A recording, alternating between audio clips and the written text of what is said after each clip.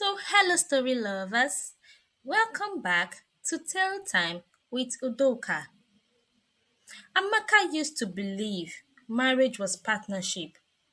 You know, two people carrying life together like a bag of rice.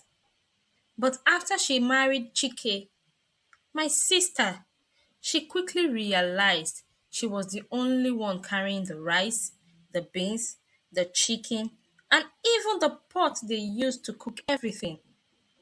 It started small. Amaka would return home from work tired, drop her handbag, and see Chike lying on the sofa like an abandoned mannequin. TV remote in one hand, plate of food on his chest, leg crossed like he was auditioning for Best Relaxed Husband of the Year. The house scattered, pillows on the floor, children's toys everywhere, plates stacked high like a mini mountain, and Chike smiling as if everything was perfect. Whenever Amaka asked for help, he would raise his head slowly, clear his throat, and give his favorite national anthem, Amaka, I am a man, as if being a man automatically meant zero responsibilities. Amaka tried everything. She begged, she complained, she tried to talk sense into him. But Chike's laziness was a spiritual calling at this point. His only daily routine was eat, sleep, watch TV. Soon, their son Chisom joined the madness. One day, he folded his tiny hands, stood beside his father, and told his mother, Mommy, I am a man too. Amaka knew the situation had left cruise and entered danger. Even little Ada, with her big curious eyes, would stand in the middle of the living room, shaking her head like a tiny auntie. She didn't understand what was happening, but she knew something wasn't right. Things got worse when Amaka's best friend Shade came to visit. Shade took one look at the scattered living room, one look at Chike lying like a discarded yam, and shook her head. She pulled Amaka aside and said, Amaka, this man will finish you. If you don't stand up for yourself, you will carry this whole marriage on your head like a bucket of heavy water. Amaka knew Shade was right, but she didn't know how to handle Chike until one day. That day, she returned home earlier than usual. The door wasn't locked, the TV was blasting, the living room was scattered as usual. But this time, Chike wasn't lying down. No, he was dancing, dancing with reckless abandon, wrapper tied wrongly around his waist, t-shirt almost falling off, hands in the air, legs doing choreography only God understood. He was dancing so hard, even the remote fell from his hands. Amaka just stood there, frozen, trying to decide whether to laugh, cry, or call the whole town to witness her life. That was the moment something snapped in. That night, she didn't shout, she didn't talk, she didn't even frown. She simply decided she was done doing everything for a grown man. The next morning, Chike woke up and met surprise number one, no breakfast. Surprise number two, no ironed clothes. Surprise number three, no lunch packed for him.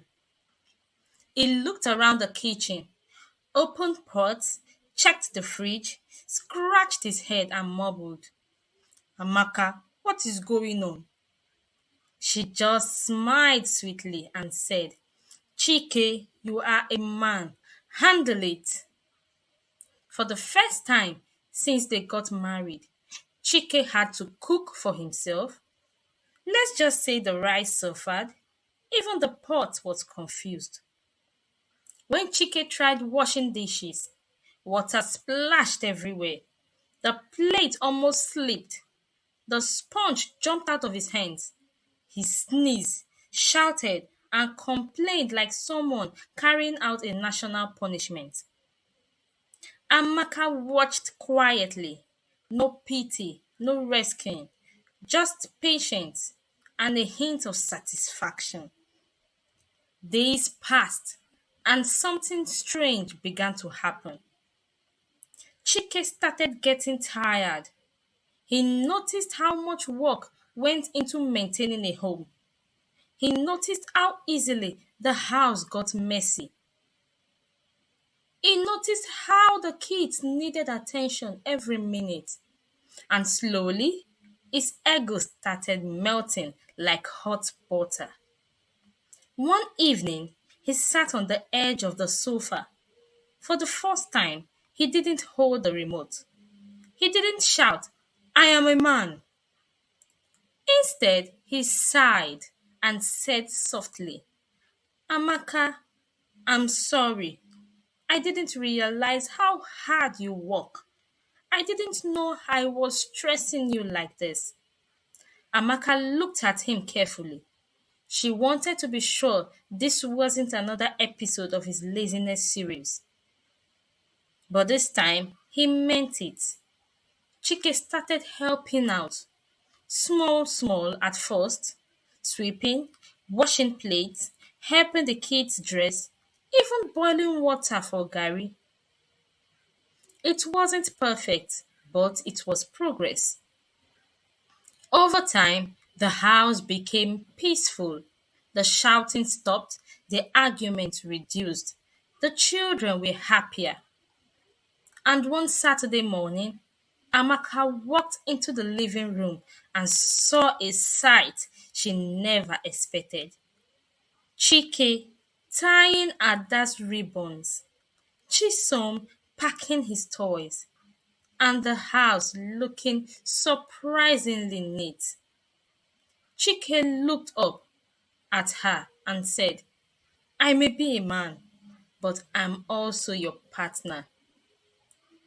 Amaka smiled because for the first time, it actually sounded true.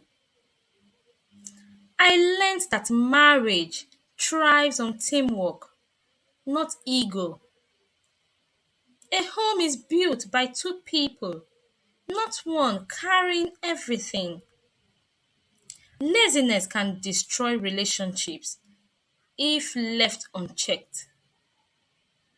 Change begins the moment you accept responsibility, and respect is earned through actions, not titles. What do you learn from this story today? Do share down in the comment section. So, story lovers, we have come to the end of today's story. And if you are new here and you're hearing my voice for the first time, or if you've been watching without subscribing, don't forget to hit the subscribe button. Give this video a big thumbs up. Drop all your comments down in the comment section and stay glued because we have so much coming your way. Once again, it's tale time with Udoka. See you in our next video and bye for now.